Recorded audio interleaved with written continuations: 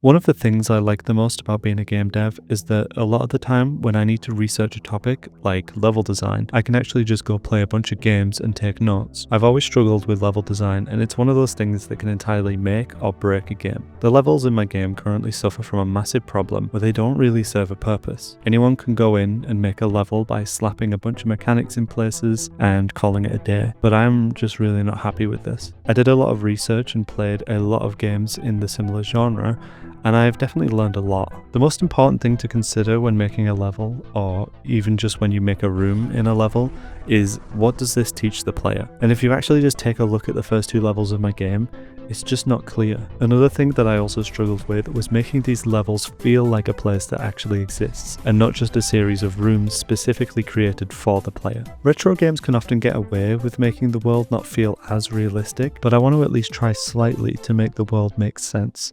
The first level is meant to be a basic tutorial, and it serves its purpose fine. You learn to wall jump, you learn to melee, shoot, but then it ends and throws you straight into a new level. You don't really get a chance to try out the mechanics properly. You do it once and then that's it. Like for instance, the second level immediately introduces deadly pits while fighting enemies, and you haven't even had that much time to fight enemies without the deadly pits, and it just feels wrong. And playtesters often died quite a lot here because it was just too much information too fast. So I've decided to change all of it. The first two levels have been fully remade, and I'm super happy with the results. I changed the first level to start you in this prison cell.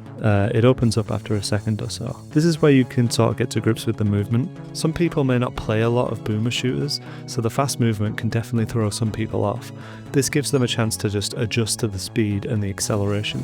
You walk over to the door in the room and are told to press F to melee. You're then taught to wall jump, which I made this area a lot more simple. You no longer have to do a pretty difficult platforming segment, and it's simply just a wall that you climb up. The next part is also similar to the old tutorial, however, the way the enemies spawn is different. It starts with one enemy, and then when you kill that enemy, 3 more spawn in. This sort of shows to the player how enemy spawning works, since, again, some people may not play these kind of games and enemies spawning out of nowhere can be a bit confusing. After this, there's another wall jump part, because I felt like if the player didn't do it a lot at the start, they may forget that it's even a mechanic that exists. Now initially, this is where the tutorial ended, and it sent you straight into E1M2, but like I said, this felt far too short. Like, you do this tutorial, beat the level, and then are immediately thrown into a super hard level. It's just not fun, and it's not a good way to teach the player the mechanics. So instead, I expanded it a bit. You enter another room, this time with a grunt enemy. This enemy is one of the easiest to kill, and the large room allows the player to move around and see how the enemy works. In previous versions, the first room was always too small and didn't give the player the freedom to move around.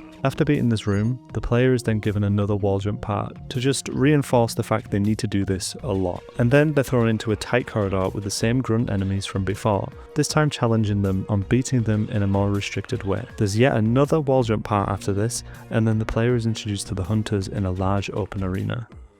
These are the enemies that shoot projectiles at the player and stay mostly stationary. Then the player is greeted to the armory, which allows them to gear up and introduces different weapons and how to switch between them. And then the challenge increases until the player finally finishes the level. I find this so much more satisfying and helpful for new players.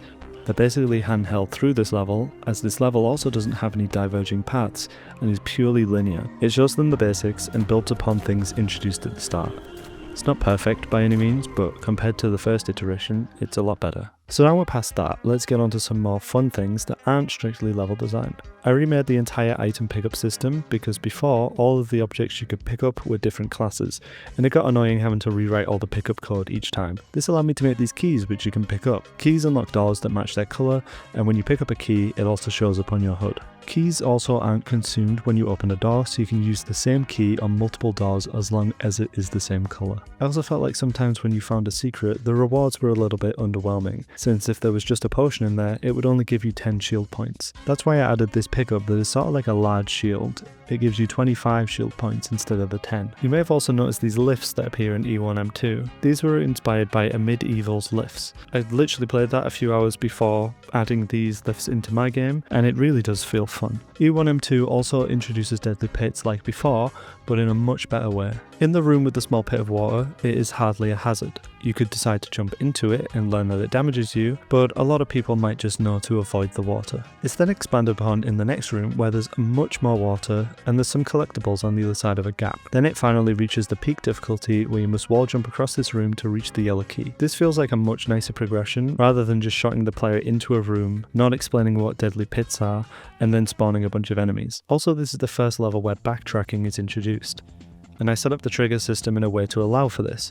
So there are no enemies for the first part of the level until you pick up the key, and then as you travel back to the main hub room, enemies start appearing. This feels really nice, especially because I rewrote how the music manager works and allowed it to transition between songs, so the music stays calm for the first part, and then picks up in intensity once the enemies start spawning. This feels really nice, and I'm really happy with how it turned out. I'm glad I went back and remade these levels, because the first few levels are going to be people's first impressions of the game, and maybe the deciding factor in whether or not they keep playing. I'll probably keep iterating on them as time goes on, but for now, I'm really happy with them. This means 4 out of the 5 levels for the main demo are done now. I think the last level is probably just going to be a boss level. Level structure is not something I've talked about yet, but the game is going to have around 7 episodes, and each episode will have 5 levels, with the final usually being a boss level. I think 35 levels is a reasonable amount to try and do, especially since sometimes they're quite short, usually between 5 and 10 minutes long. If you like the look of the game, you can play an early demo on itch, which is always linked in the description.